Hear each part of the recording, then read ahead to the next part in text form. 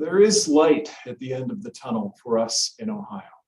We are continuing to see many signs of improvement in some of Ohio's first and hardest hit areas during this dramatic surge in COVID-19 cases, which of course have been fueled by the Omicron variant. Just 1 month ago, Greater Cleveland and Northeast Ohio were at the forefront of Ohio's Omicron wave. No previous variant spread nearly as fast as Omicron, with reported coronavirus cases rocketing up from about 7,000 to 8,000 new cases a day in early December to more than 20,000 cases a day now. As these cases skyrocketed, record numbers of people headed to the hospital for testing or treatment, crowding emergency rooms, filling our hospitals, and forcing postponement of many elective procedures. The Ohio National Guard was in fact called in to help, as was a U.S. Air Force medical team. Statewide, hospitalizations reached a pandemic high earlier this month and have been steadily dropping for the last 16 days.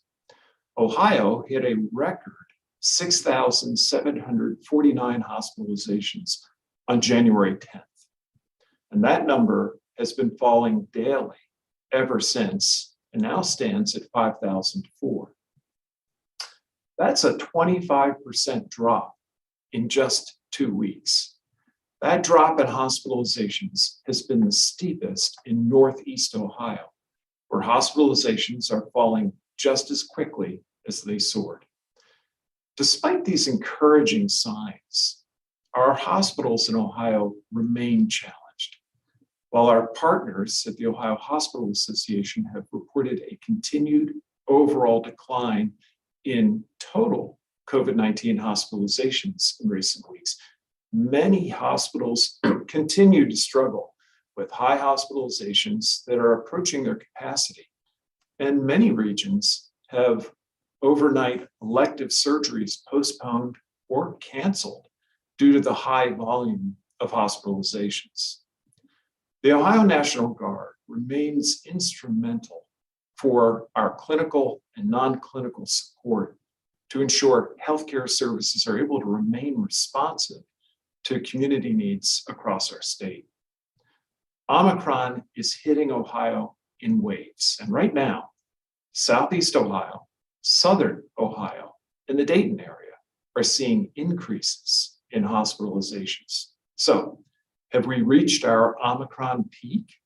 Well, it's a yes and no, depending on where you live. In Greater Cleveland, demand for COVID-19 testing has dropped substantially, allowing National Guard resources to shift away from the testing center and in-hospital support there to meet emerging needs elsewhere in the state. At the Cleveland Clinic, a team of 20 medical personnel from the U.S. Air Force are integrated into daily hospital operations, offering daily staffing support and allowing the Cleveland Clinic to bring in transfer patients again, which is a critical piece of the clinic's promise to provide critical care to patients well beyond the city of Cleveland. While perhaps not as dramatic, there are also signs of improvement in places like Greater Akron and Central Ohio.